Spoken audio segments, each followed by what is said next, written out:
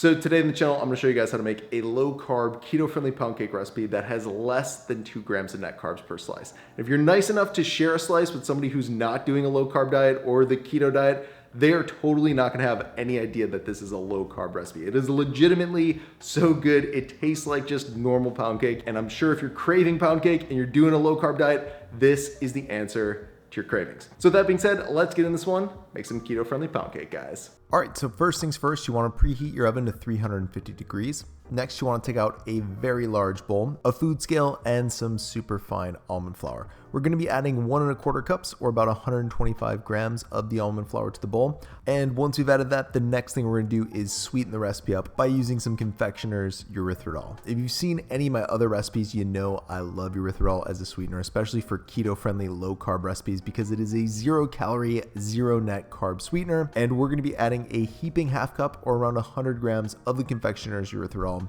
to our bowl as well. We're also going to add a teaspoon of baking powder and just a pinch of salt.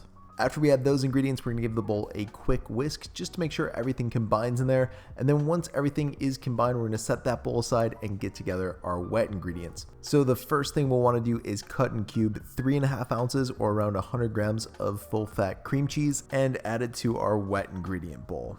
Once we've added all the cream cheese, the next thing we're going to do is add 4 tablespoons of some coconut oil to the bowl, as well as 4 large eggs. And the last ingredient we're adding is a teaspoon of vanilla extract. So now we're going to take out our hand mixer and mix all those ingredients up until they're well combined. And it might take several minutes for that to happen, so just be patient with mixing all the ingredients. What you're trying to do is get all that cream cheese to mix up with all the other ingredients. And just so you know, if you use a room temperature cream cheese, this can help speed things up a little bit. So just keep that in mind when you're making the recipe. So now at this point, we're gonna get our dry ingredients back out and we're gonna add those to the wet ingredients. And then what I like to do is just take a spatula, mix both those together as best as I can, and then I take my hand mixer back out, mix everything together with the hand mixer, and then at this point everything's pretty much combined with each other.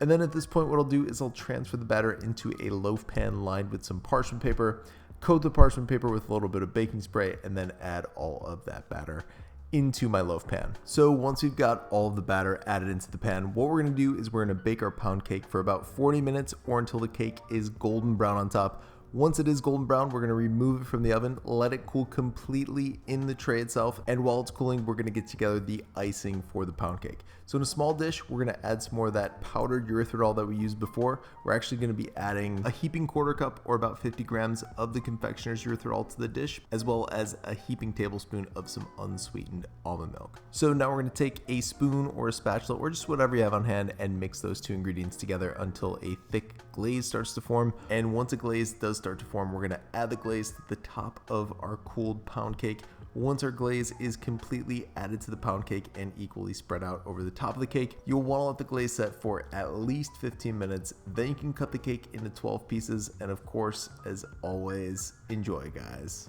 So that's today's recipe. I hope you guys enjoy the pound cake. If you make it, if you recreate it, I love to see your version of it. So make sure you tag me on Instagram or message me, DM me on Instagram. My handle is, I'm doing this because it's in the video description below, my Instagram handle. And down there is also the full written out recipe with the metric measurements and the full macros, as well as links to all the products that I used to make the pound cake today. If you're looking for any of that stuff, everything pretty much is in the video description below. Anyways, guys, thank you so much for watching. I will see you in the next recipe.